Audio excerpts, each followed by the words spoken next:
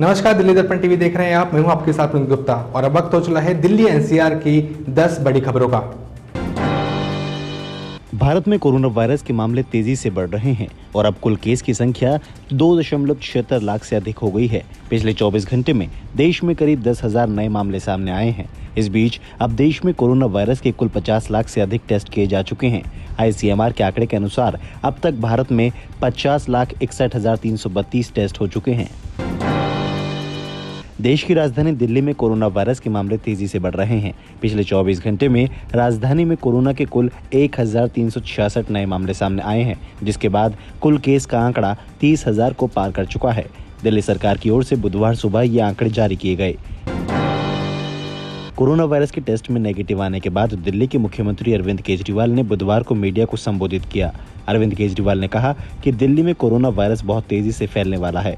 ऐसे में लोगों को सतर्क होने की जरूरत है और खुद ही इस लड़ाई को जन आंदोलन की तरह लड़ना होगा।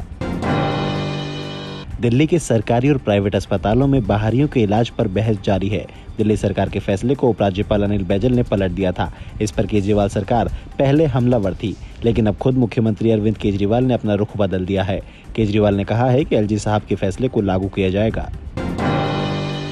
कोरोना संकट के बीच दिल्ली में एक असिस्टेंट सब इंस्पेक्टर ने खुदकुशी कर ली है।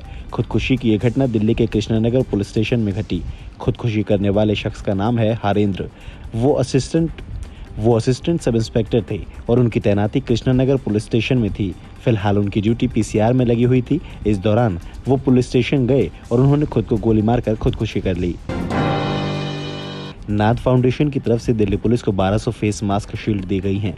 कोरोना जैसी वैश्विक महामारी में लोग जान की बाजी लगाकर एक दूसरे की मदद कर रहे हैं। वहीं नाथ फाउंडेशन भी लगातार इस तरह के सराहनीय काम कर रहा है। अरविंद केजरीवाल ने कहा कि दिल्ली में अभी तक 18,000 लोगों का इलाज जारी है।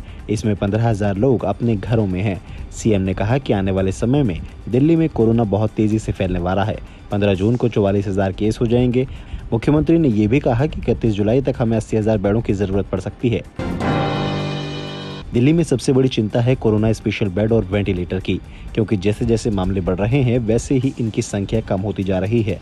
अब दिल्ली सरकार की ओर से बेड की संख्या बढ़ाने के लिए कई कदम उठाए जा रहे हैं, जिनमें कुछ अन्य प्राइवेट अस्पताल और होटलों को कोविड अस्पताल में तब्दील करने का प्लान है।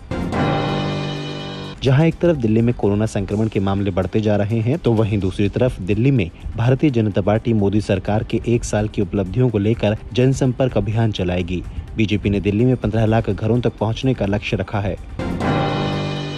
दिल्ली में बुधवार 10 जून यानी आज से शराब सस्ती हो जाएगी। दिल्ली सरकार ने 70% कोरोना सेस वापस ले लिया है। दिल्ली सरकार ने शराब पर 5% वैट बढ़ा दिया है। शराब के दाम पर अब 25% वैट लगेगा।